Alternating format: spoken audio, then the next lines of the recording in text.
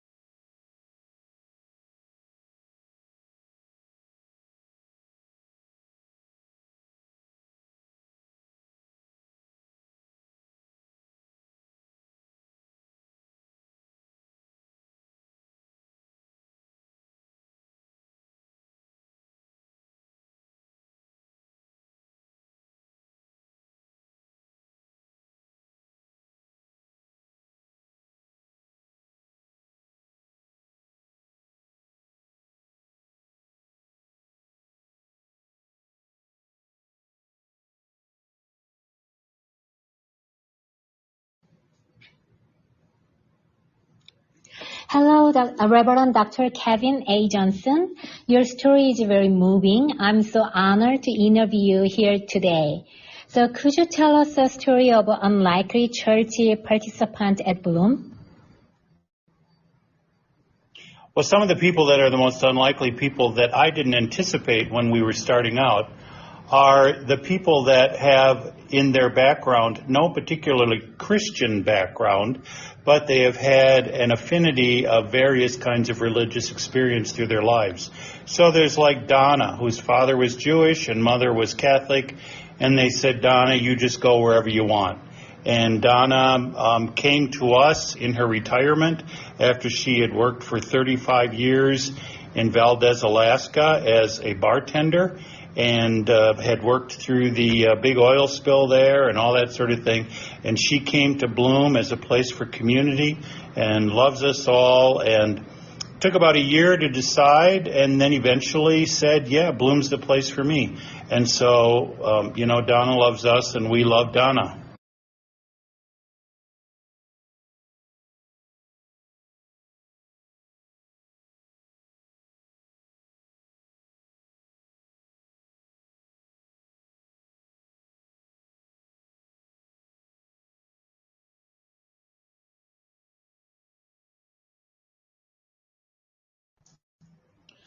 Well, Bloom was started for somewhat of a selfish reason, and that was for me to be able to prove to the United Methodist Church that an out gay minister could start a church and build a congregation and do that in a successful manner when they had told me 20 years earlier that I was unsuitable for ministry.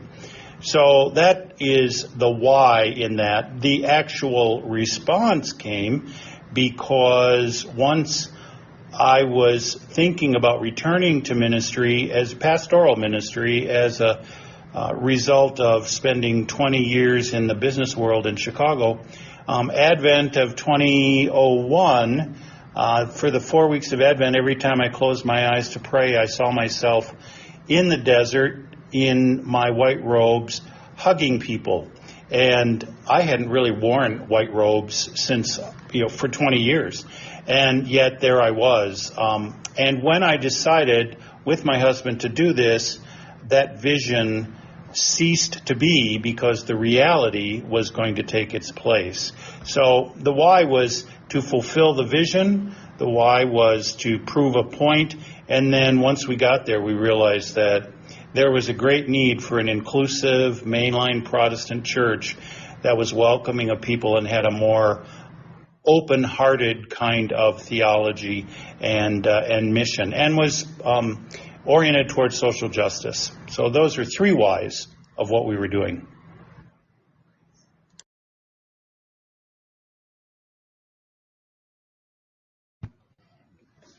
Thanks for sharing your story. I want to know your ministry story more. That's who helped you learn about the church plant in the process, and what resources were helpful, and what are you most grateful for during your ministry?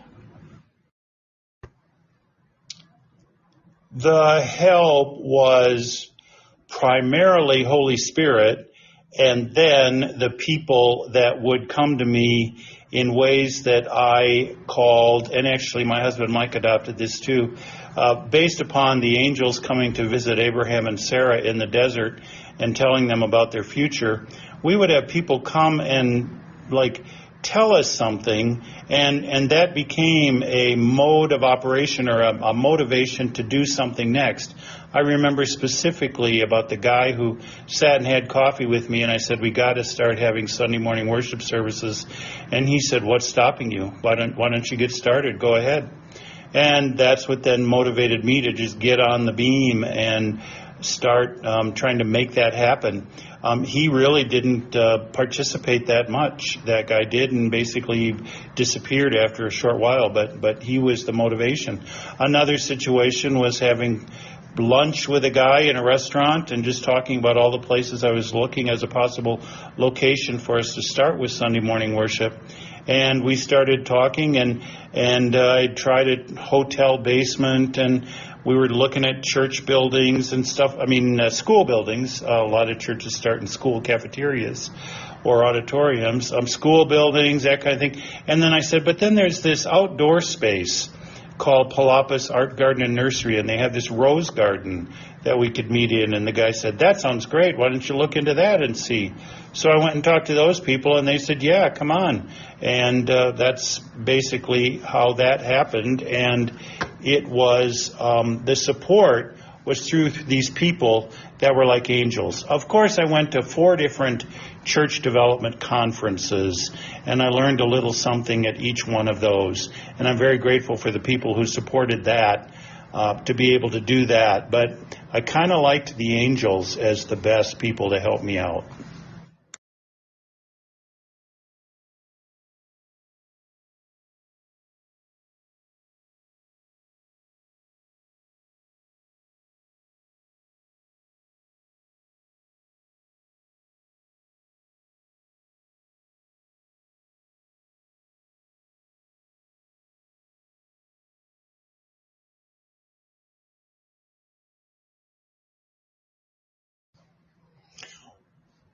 I am, number one, most grateful to my now husband, who is the person that said, as we were making a bed back in Chicago, our bed, back in Chicago one Saturday morning, Kevin, you really ought to go back to being a pastor. I can tell that's much better who you are than being a business person, even though I'd been a business person for 20 years. So he was supportive like that. He quit his job and came with me, and then we went out there, and he was there all along the way to help make the ministry happen. So I am, number one, grateful to my husband, even to this day, for all of his support, and the fact that we worked and got him a job, so that I have been full-time ministry from the very beginning in Bloom, and Mike got the job at first. I didn't get a salary or anything from Bloom for almost a couple of years, and it wasn't until about 9 or 10 years into it that my compensation began to even approach some of the minimum standards for our denomination. But grateful for that. Also grateful for the people that made contributions, and grateful for the people who offered their opinions in a positive way along the way. And I'm just always grateful for the people who showed up for worship. looking out there to see if anybody's coming. Did anybody pull into the parking lot? I'm just really grateful for those people who showed up.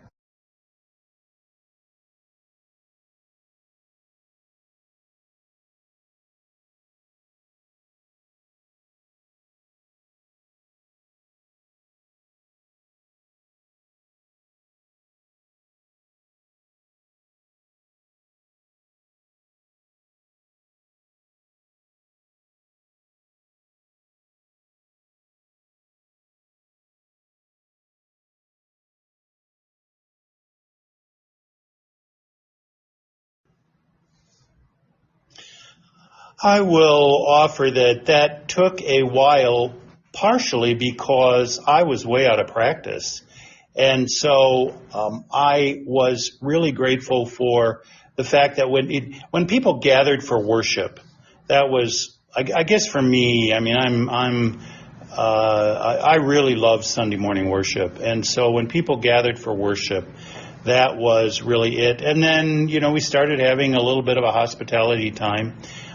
We would have to clear out of the Rose Garden because the yoga class was coming in a half an hour after we were supposed to be done. So we would have to pick up our chairs and take them over to this other area in this place where we were meeting under this great big huge sycamore tree. And that's where we would have hospitality. And so, when we started having hospitality, that was fun too, because we started to have that old word fellowship and get to know people. I was really happy when people started making friends, because I thought when people start making friends in church, that means that the community is starting to develop. And then later, I've been at this for 20 years, so it was like the first time we had a fundraiser and actually achieved a goal. And Bloom was having an identity in the community. Or, the time that I got a call from a radio host wondering what I thought about a particular thing that was going on in the news because I'm one of the pastors in town. Or the time when local clergy were from the very beginning welcoming and gave me credence as an ordained minister and a member of the clergy, even prior to the starting of Bloom Sunday morning. And I'm really grateful for those people. And that basically made it feel like I was doing church because I was even being welcomed and given credibility by colleagues in ministry.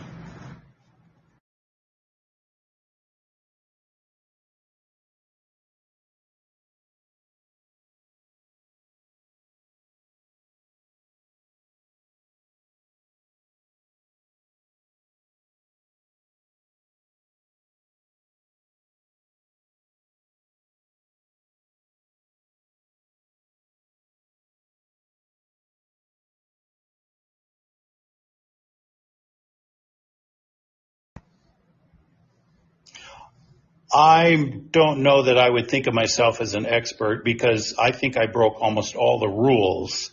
I didn't have the training, and I actually did things that people told me wouldn't work, basically because we had to know the context, and it became clear what would work where we were.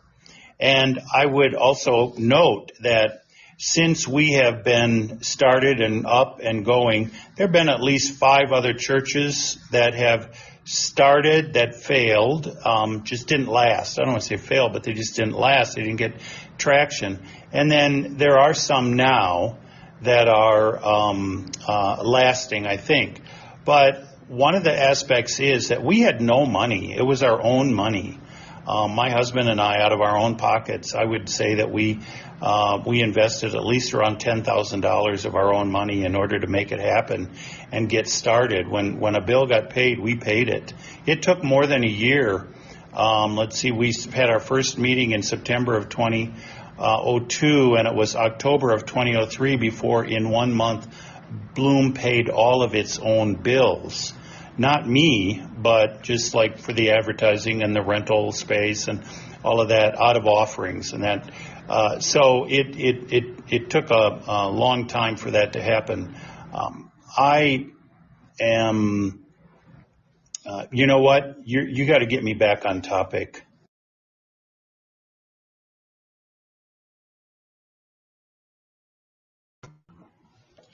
So I think your journey of ministry will give challenge, action, vision, and hope for new ministers who will plant a new ministry. So what advice do you have for people considering a plant of a new ministry? That does get me back on track, because what you were asking is, what do I see for the future of church planting? I don't know about the future, but I know that when it's happening in the present, you got to know your context. I sound a little bit like Professor Harold Hill, who said in The Music Man, you got to know the territory. Well, I did have an understanding a little bit about where we were going in the Coachella Valley, in Palm Springs, California, and that was by doing some very rudimentary market research. I learned that it really wasn't a place that had any progressive thinking, social justice oriented mainline Protestant ministry. And so the field was ripe for harvest in that sort of way if there were people that would do that, and I found that there were. So in my business career, I know that I learned that it isn't a business plan that gets a business started. It's customers, and you got to have customers. And we knew when we started Sunday morning worship that there were people that were asking us for that sort of thing, so that we could say, okay, when we hung out our shingles, so to speak, we could then say to people, well, come see us on Sunday morning at 10 o'clock. Well, and now, we say that now. We actually started at different times and experimented with times, but that's where we are now. And so you got to know the context, and you got to be responding to the people where they are, because it is not the kind of thing you can apply any kind of formula to. It really does need to be contextual, but then you got to be able to read it, and you got to be able to respond to it, so long as you are authentic in the midst of it. Context and authenticity are two of the key points. And patience. Patience.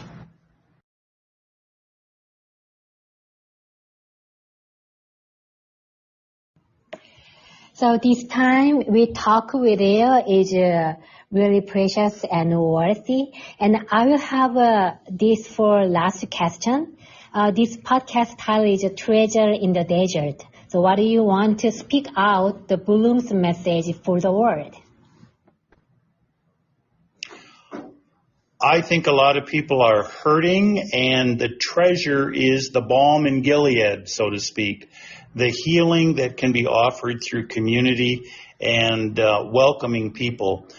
We have one little phrase that says, we welcome all who welcome all. And the point of that is that it really is an aspect of not particularly about a religious tradition. It's more about a welcoming action so that we can share in God's love together regardless of the background of our religious tradition. Mind you, we're associated with the United Church of Christ now. We say that we are a United Church of Christ with Methodist beginnings. I'm a UCC clergy person with Methodist proclivities. But it is about responding to the context, and in many cases that context has people who need healing, and it's social healing, mental healing, spiritual healing, just relational healing. And if we can provide that kind of welcome to bring people into community in such a way that they feel they belong and have something they can do and contribute, that's really what the treasure is.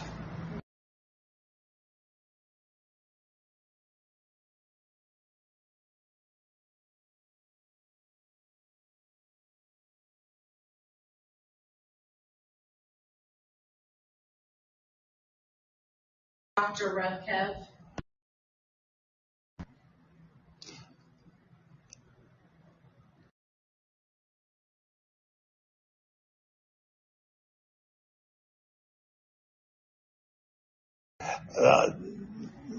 RevKev at bloominthedesert.org. Okay, perfect.